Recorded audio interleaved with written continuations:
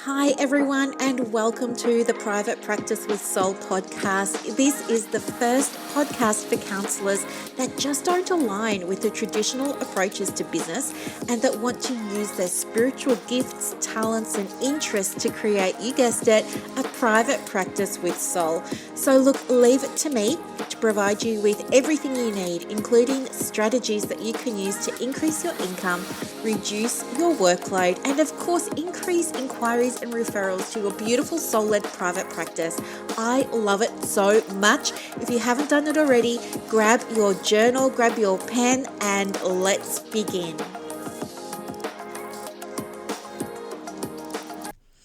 Hello. Happy Wednesday. I'm just going to close down my Facebook so we don't get any notifications. There we go. All done. How are you? I am so pleased to be here. Oh my gosh, I have to tell you before I get stuck into the podcast, which is going to be a good one because it's about money mindset and stuff. Guess what? You know, I'm so back into my tarot at the moment, and I've been doing all of these readings lately, and I've resumed a practice that I used to have myself. And essentially, like, it's not that difficult. I'll tell you what it is and you can try it too if you like. But basically, I just do a mini meditation, ask for guidance, pull a card. The card, I would always say, you know, about my intention. And I would hold my intention in my mind while I was shuffling, and then I would just wait for a card to come. And usually a card just flies out. So someone was asking me if I could tell them the name of my deck. So I will. I'll just get it for you now. It's a bit hard to read because it's a beige deck with gold foil writing. So you have to kind of move it around a bit to see it. But it's actually called Lucid Dreams Beginner's Tarot. By a company called Saint Soliel. Now, I kid you not, it must be about 30 or 40 decks of tarot cards and oracle cards and everything. But I keep coming back to these ones. Oh, I've just ordered some more, which I'll tell you about another time.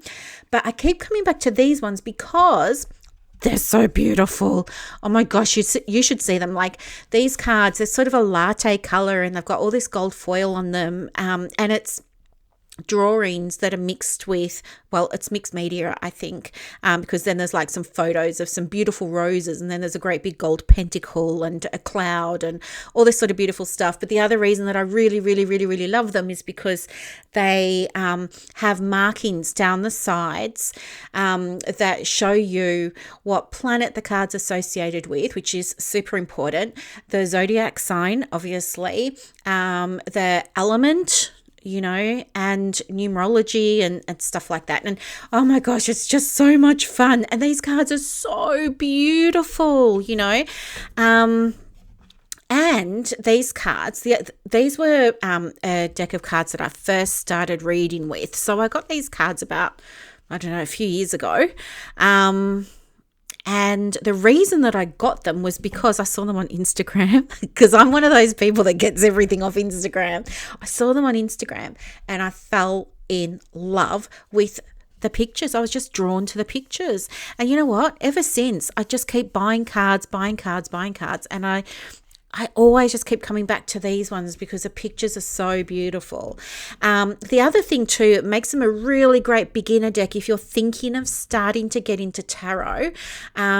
These are a really great deck for you because they also have a few keywords on the top and the bottom, which when you're first learning are really helpful because let's face it, there's 78 cards that you kind of got to memorize-ish before you can then start putting your own spin on things and really making it your own, you know.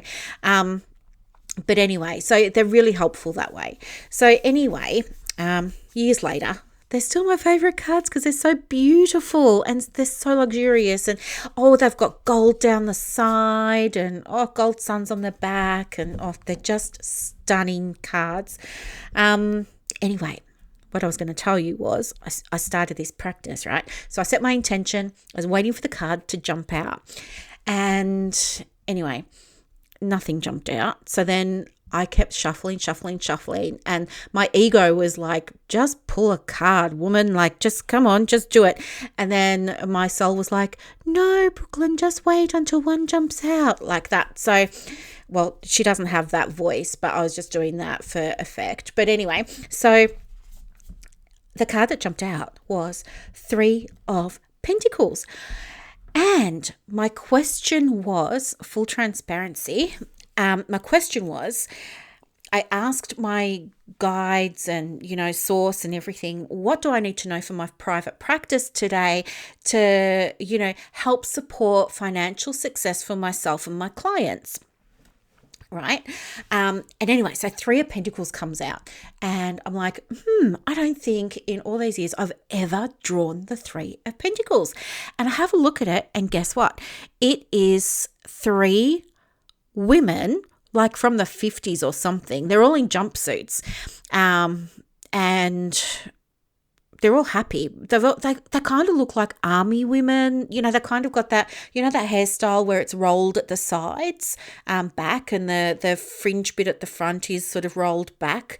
And one's kind of in a suit, one's in some overalls, I think, and the other one's in a jumpsuit with a tight belted waist. But they look beautiful. And, they're each carrying this really beautiful gold foil pentacle.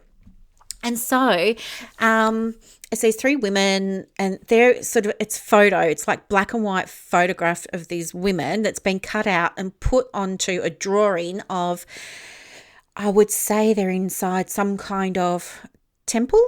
There's a big archway behind them and beautiful archway above them. But on the floor, there's a lot of dirt. Like piles of dirt. Imagine like, I don't know, excavation or something like that. Anyway, so the 3 of Pentacles is so powerful because 3 is about collaboration, right? So 3 is saying, you got to get your team together. You've got to stop doing everything by yourself. You've got to start trusting in other people and you've got to start asking for help, asking for some support, right? So I'm thinking to myself, okay, and obviously it's going to be women because, I'm just going by the picture and I'm going by my intuition. My intuition's telling me it's going to be these 2 other women. And then the card that this is associated with is Mars. So 3 Pentacles is associated with Mars, which is a masculine energy. And you know me, I'm all about the masculine and the feminine. So Venus obviously is the feminine one because, men are from Mars, women are from Venus. That's how I used to remember it. So the Mars being the masculine is all about, creating structure, creating foundations, putting stuff together, making it happen and getting it done. And so I'm like, okay, so I need to, connect with these 2 other women and I need to create something. And they're going to help me create something, create a foundation that's going to help me generate more income for my business in a way that's also going to be able to increase the finances for the businesses of the clients that I work with, right? So I'm getting all excited. And then, what else? Oh, and it's the earth element. So, of course, the earth element is all about grounding. And that's important with the 3 of Pentacles because that means that I'm creating something that's solid, that's going to stick around for a while. And I really need to have my business head on. Okay. So anyway, so exciting. You'll never believe what happened. So I've got this coach, right? And I love her. Like, she has been my best coach because I just align with her so much. And anyway, I was speaking with her this morning and she said to me, hey, you know what? I can help you with this. Here's a resource. And she gives me a resource. And I'm thinking, oh my gosh, this was so kind of her to give me a resource. Wow, thank you. And I was just like over the moon that she gave me this resource. And the resource that she gave me was 2 emails that are going to help me let people know when I've got new things to share with them, right? So I've got email list, and every Friday or Saturday morning, I try and send everybody on my email list who opens it something free. So I think last week it was some social media templates or something. So anyway, I've started to do things like sell this stuff as well. So people on my list get it free if they open the emails. If not, they can buy it on Instagram or Facebook. But anyway, so she gave me these 2 emails that I can use in future every single time that I've got something to share with my audience, with my email list, with my audience, so that they can get it. And so that was really great because, well, who likes writing emails, right? Well, I don't. I'm not a big fan of email, as you know. Like, it's not my jam. I don't spend any time in my email. I check it once a week, to be honest. Like, it's just, I'm on Facebook. Everyone connects with me on Facebook, and lately Instagram. So that was that. And then a friend of mine from an online group that we're both in, we started chatting away and everything. And then she says to me, hey, why don't you start an Etsy shop? And I'm like, what? And she says, yeah, I'll help you do it. And then boom, she just sends me all this stuff. And she's like, yeah, it's going to take you like not long. You could knock it off in 15 minutes and blah, blah, blah, blah, blah. And, you know, you should sell this and you should sell that. And I was like, really? Seriously? She's like, yeah, go on, do it. So guess what I've been doing today? I'm opening an Etsy shop. And I just thought it was so funny because I was getting ready for this podcast, you see, and I'm looking, so it's Tuesday today. You're listening to it on Wednesday, which is the next day. But anyway, when I was getting my microphone and everything ready to record for you today, I saw my card again, the 3 of Pentacles, and I thought, oh my gosh, that's my coach and my friend, and they've both helped me, like, and it's us 3 women, and we're, you know, I'm allowing myself to receive, and they're happily helping me, and it feels weird getting helped, you know. It's so strange when somebody wants to help you, like, and there's no strings attached. And so anyway, I have just loved today so much. I've just been, oh my gosh, I can't tell you what I'm creating because I want to give it to my clients on demand members first. Because I want to check it with them and make sure, like, I love to test things before I take them to market. So anyway, yeah, I'm setting up this Etsy shop, and I really feel like this is great because it is going to help me create this extra level of income for my private practice. And as I'm creating the content for the Etsy shop, I'll be giving it to, you know, some of my memberships and some of my the students in my courses, and it's going to help them call in more money for their practices as well. So that's the power of a tarot card when you know what you're doing. So, yeah, I had to share that with you because I knew that you would appreciate that. And it's just so much fun, right? It's so much fun. I'm actually doing some private practice business readings using tarot for people who join the mini membership with me, my Success Hub. So yeah, I'm giving away a bunch of those at the moment for newbies when they join. And yeah, I think there's also like a whole bunch of people who've already booked them. So they will all get their readings in the next 2 or 3 weeks, and I can't wait to do them.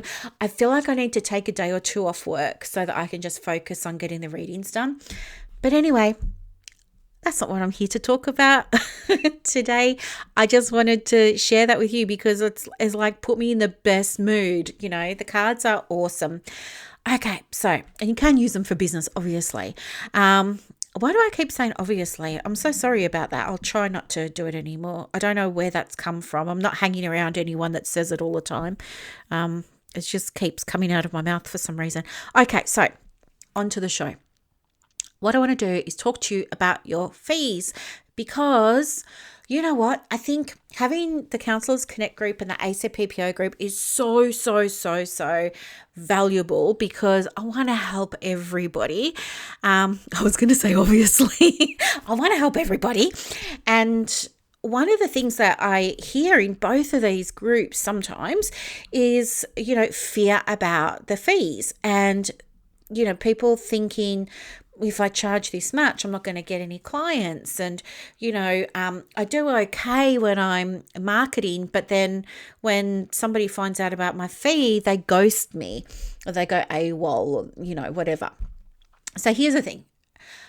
I want you to know the reason that people are not booking in is nothing to do with your fee. Let me say that again. The reason people are not booking in with you has nothing to do with your fee.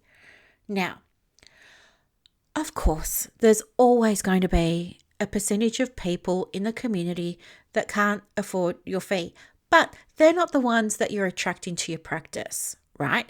Especially if you've already got your fees on your website, which I highly recommend you do, because not having your fees on your website just feels a little bit suspicious. I think it just my own hypothesis here, but if I was choosing a counsellor and I could see the fees on one, but the other one was hiding the fees, I'm probably going to call the one that I know how much she's going to charge. And I just wonder how many of your clients are probably doing the same thing.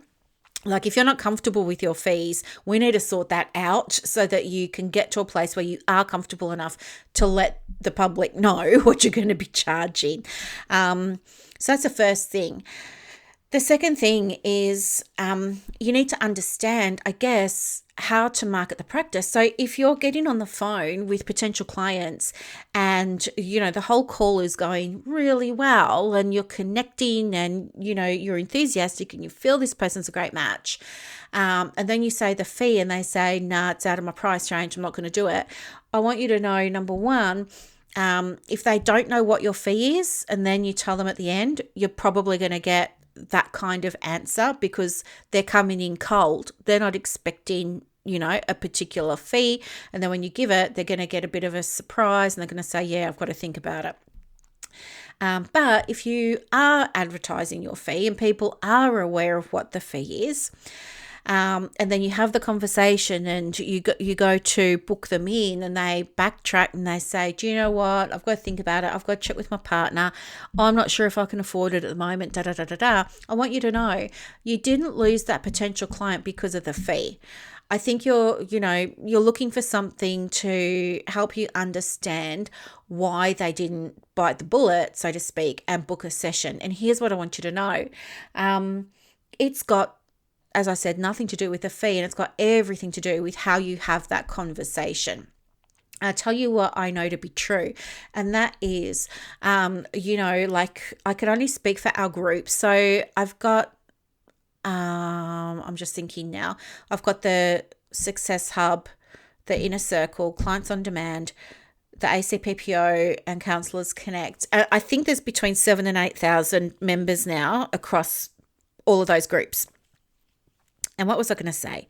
Oh, and when I check my statistics, like my group insights, I can see that like 93 or 94% a lot of the time, members in the group have identified as female. So I think what happens is sometimes because of the industry we're in, and maybe because of our tendency to be givers or very giving, some people make the mistake of, instead of having if you want to call it an inquiry call or a quick chat or something, they end up providing counselling.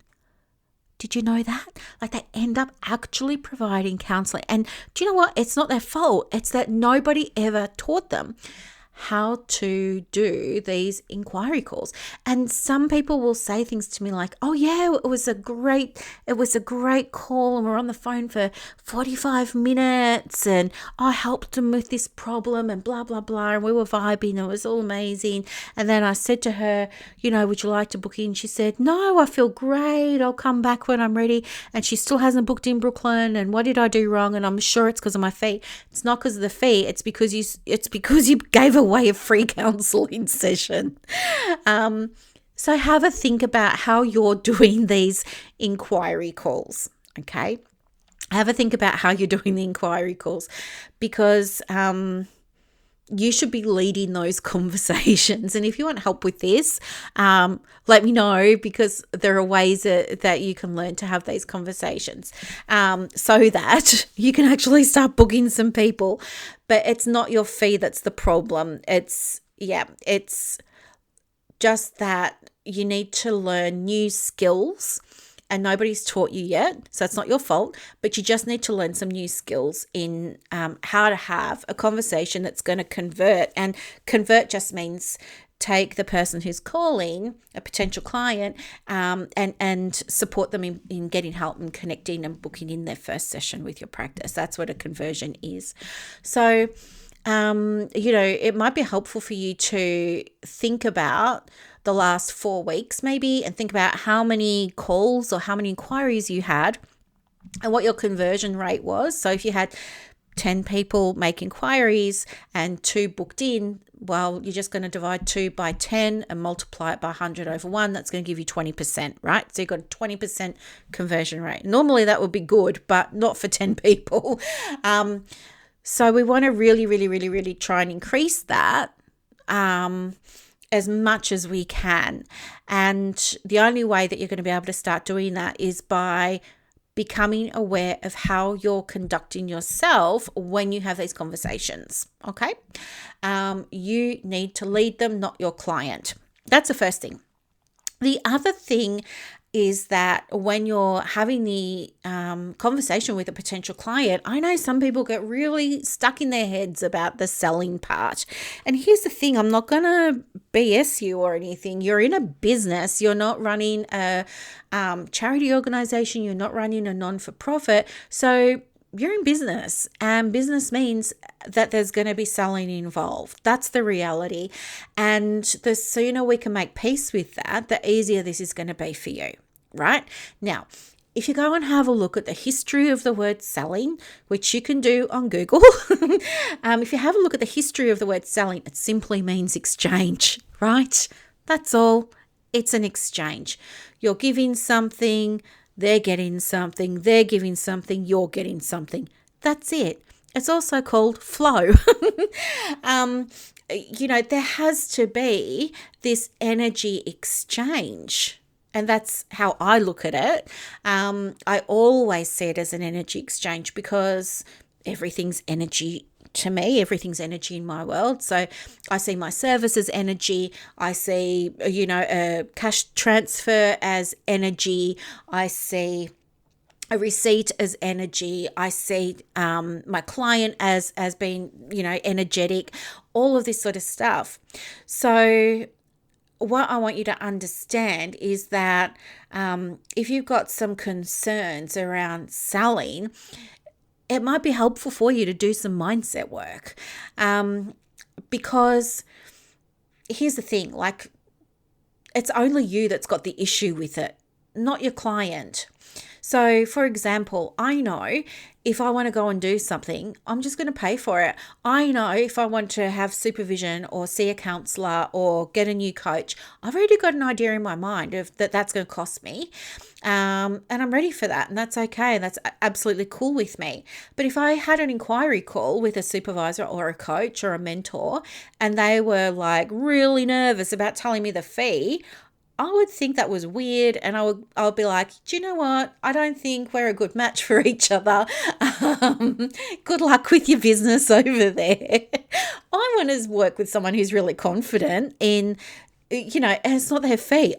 I just don't want to have to deal with a nervous person. I don't want to learn from a nervous person, or someone who's lacking the confidence. And so think about yourself and the energy that you're vibing when you discuss your fee with a client. If you're apologizing for it, if you're saying, oh, I know it's really expensive and I'm so sorry, and but you know what, if you went through a psychologist, you'd probably be paying this anyway, and if you're doing all of that, it's just strange for your client, and they're probably not going to book in because it's strange. Or if you're hesitating and coughing a lot and spluttering when you're trying to say the fee, it's a bit strange, and it's not going to instill confidence in your client, right? Like imagine if you had to go and see a dentist and he was like that, or she or they were like that, really like apologetic of the fee and everything. I don't know. I think most people would find it strange, especially because counsellors are professionals. Shouldn't really be apologising for fees. The other thing too is something I learned when I first started charging fees was a whole lot of my stuff came up, but it was stuff from my past around me growing up. So, I've shared with you before, like I'm the eldest of 6, grew up with my dad left when I was 11. So I grew up with a single mum and we had no money. We were totally reliant on handouts and charities and food vouchers and all of that sort of stuff, living well below the breadline in Frankston in Victoria. And what was I going to say? This was good. Oh, and so, my money mindset was like any time we were lucky enough to go out, my mum would always say, don't touch that, you'll break it and I can't afford to replace it and then we might go to jail or something like that, put it down, I can't afford for you to break it. Or other people go on holidays. And like when I was at high school, it was my camp. It was my first ever camp and I couldn't go because we couldn't afford it. And my mum was like, other families go on camps, we don't, and I wasn't even allowed to stay home. Like I had to go to school by myself and go in a class lower than me for that whole week, which was just humiliating.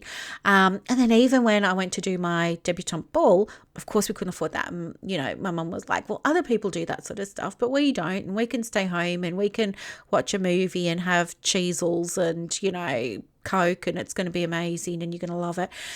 So this whole time I had these money stories of like, money was for other people. People who had money could do anything. I couldn't. People who had money and could do anything were also very greedy. They were the haves. I was the have-not, and I would never be a have. And so this was all the stuff. So then when I started to charge a fee, it felt so uncomfortable for me. And do you know what? I really mucked it up big time.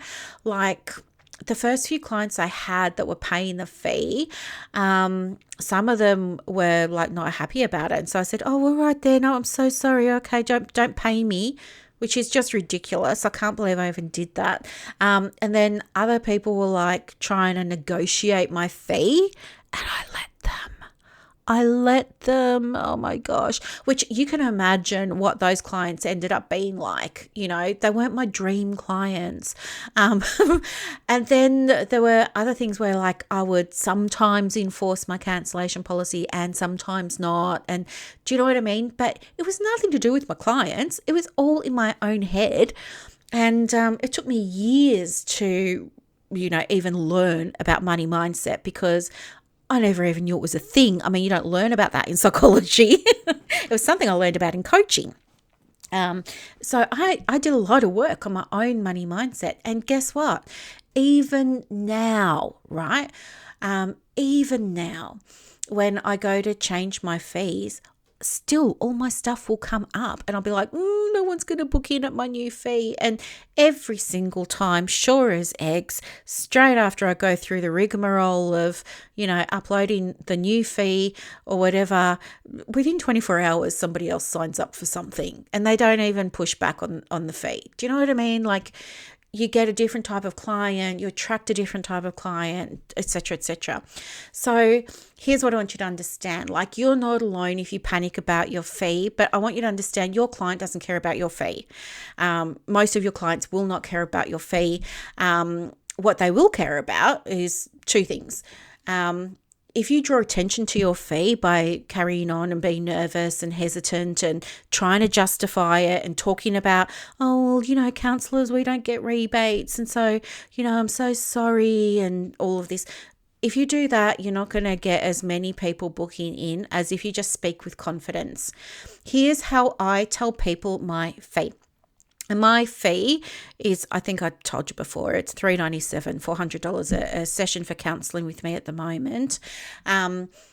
And all I do is I'm so detached from my fee. If there's an inquiry, I get them to fill out like a form. And on that form, it gets them to say yes or no. It says, this is my counselling fee. Are you aware of that? Yes or no? Is this something that's, affordable for you at the moment? Or do you need a referral to somewhere else? Option 1 or option 2? Do you know what I mean? So they're all qualified before they come through. So the money stuff has already been handled.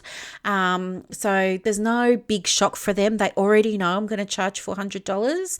And the purpose of the call really for them is they already know me. They've already seen me on social media or read my emails or been in a membership of mine or something like that. And they already know what my fee is. So the whole purpose is really like, how do we get started? So there is no selling involved. Does that make sense? So at the beginning of this podcast, I was sharing with you, if you're in business, you're going to be selling. Selling simply means an exchange, right? And here, by using an intake form, setting it up similarly to the way that I do, clients know before they book that call, yes, there's going to be a fee. No, there's no discounts. No, there's no concessions. This is what it is. This is my expectation. Like even on my, what do I want to say? The mentoring and supervision, right? That's $360 plus GST, which is $400 a session. And on my application form, it says, are you aware it's $360? Yes or no? Are you okay with that? Yes or no? And the other thing that it says is, are you aware that there's a commitment of time to work with me? Yes or no? And is this something that you're okay with? Yes or no? So when they come through, there's nothing to sell. They're already sold, right? This is what I want you to know.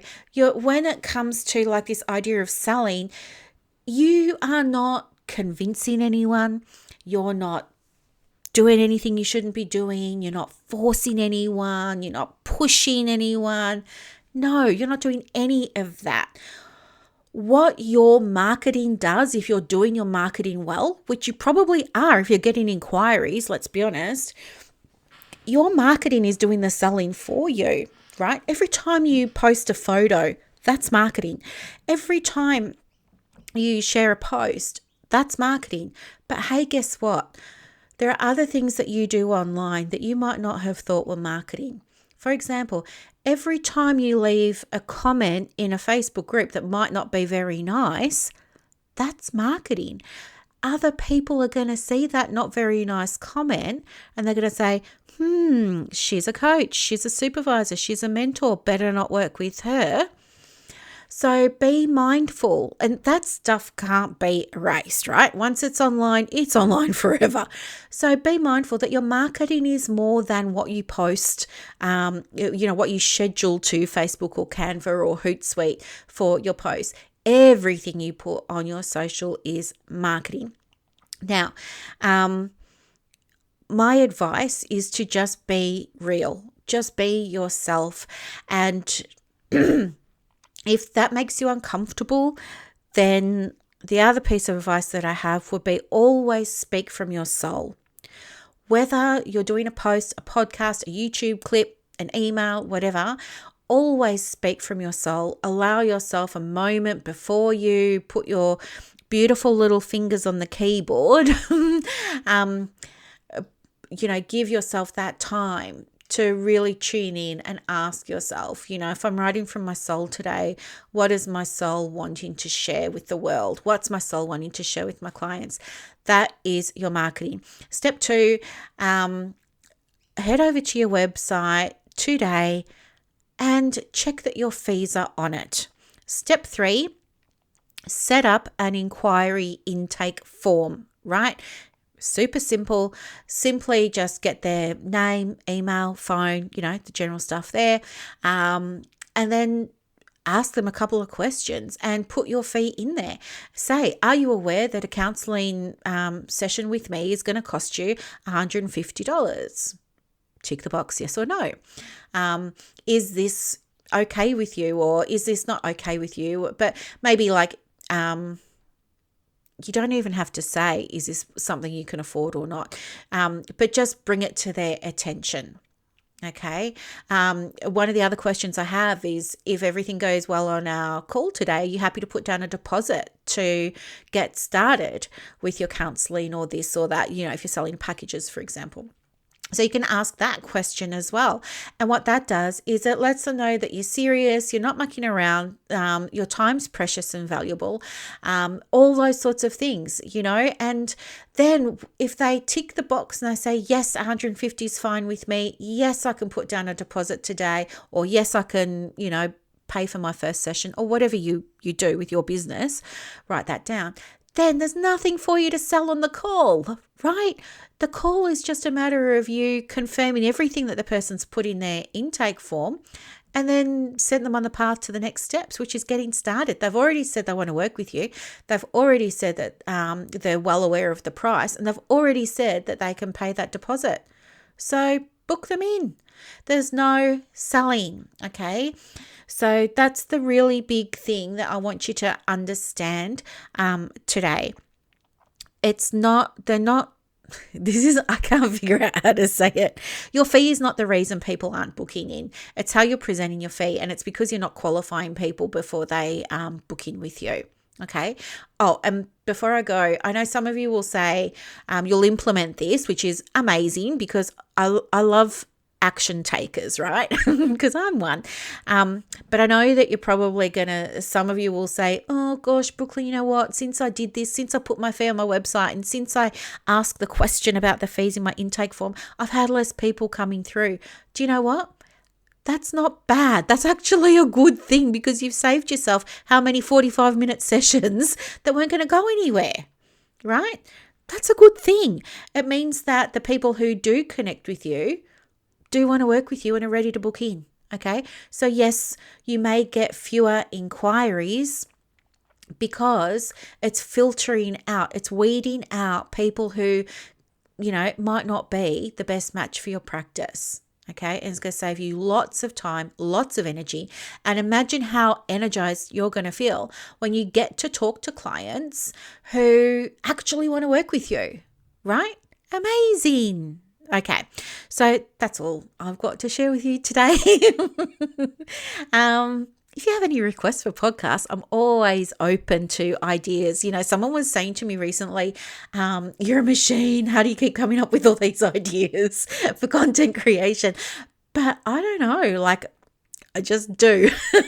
So yeah, but if you've got anything that you would like me to speak to or give you some help with, I'm more than happy to do that. So I hope that this was super duper helpful. Have an amazing day.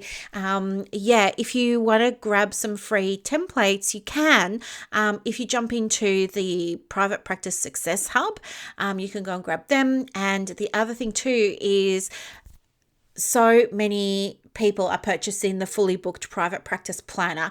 That's $9. And if you would like to have a look at that, let me know. Just let me know on Instagram or Facebook, and I can send you the link to that. But it's a planner that helps you boost your visibility so that you can get these types of clients contacting you and booking into your diary. Okay. Anyway, I hope all of this helps. I love being helpful for you, because I know what it's like to be where you are, and I want to see you have results. That's my big thing. All right, have a beautiful, beautiful, beautiful, beautiful Wednesday, and I will talk to you again in the next episode, which should be on Saturday. Okay, bye. I hope that you loved this episode as much as I loved putting it together for you. To get more resources to help you in your private practice, head over to Instagram. My handle is @theprivatepracticecoach. And also, if you want more inquiries and referrals for your business, let me know. I have a program called Clients on Demand that opens every quarter, and I can absolutely get you some information for that as well. You are doing an amazing job. Thank you for sharing your gifts with the world. Bye.